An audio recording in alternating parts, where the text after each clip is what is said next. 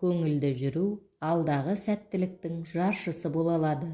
Баршаңызға сәлем, мың бір кеңес арнасында көңілді жүрудің 10 құпиясы туралы пайдалы кеңеспен бөлісетін боламын. Каналыма тіркелуді ұмытпаңыз.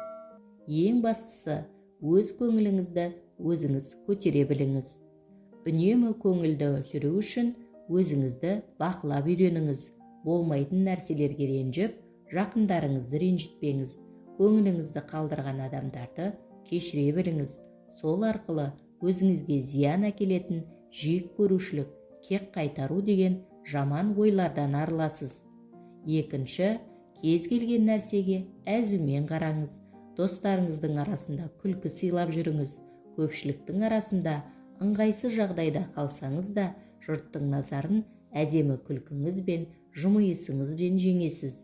Күліп жүрсеңіз, қиындықтан да оңай құтыласыз.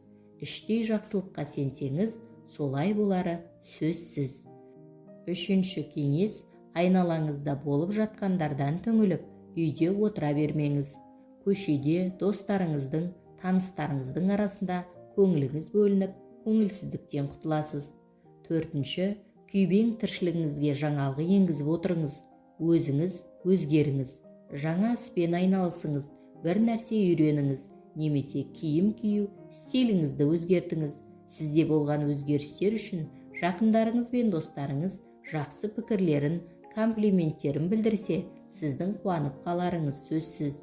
Сіз жүрген ортаның өзіңізге ерекше назар аударуы көңіл күйіңізге әсер етпей қоймайды. Бесінші кеңес, үнемі жақсы нәрселерді ойлап жүріңіз. Тіпті ауыр жұмыс үстінде де сүйіктіңізбен кездесуді, достарыңызбен көңіл көтеруді ойлаңыз.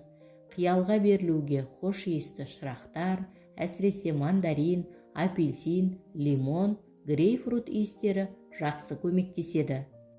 Алтыншы кеңес, бір уақыт жүзумен айналысыңыз. Су денені демалтады, денсаулыққа пайдалы, көңіл күйге жақсы әсер береді.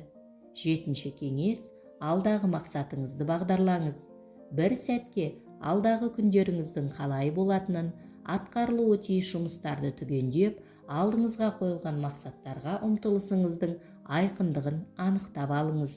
Үй тазалағанда неден бастау керек екенін жақсы білетіндігіңіз сияқты, арманыңызға жақындатар жолыңызда сізге анық болады. Сегізінші кеңес, өмірге жеңіл қараңыз.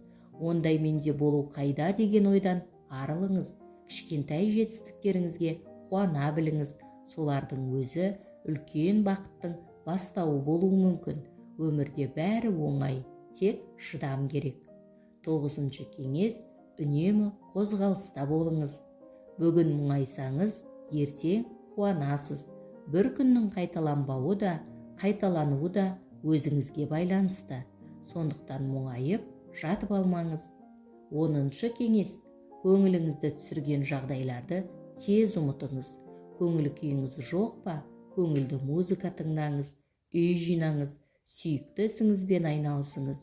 Не болмаса, көңілді кино көріңіз. Есіңізде болсын, өзіңіздің көңіл күйіңізге өзіңіз ғана жауаптысыз.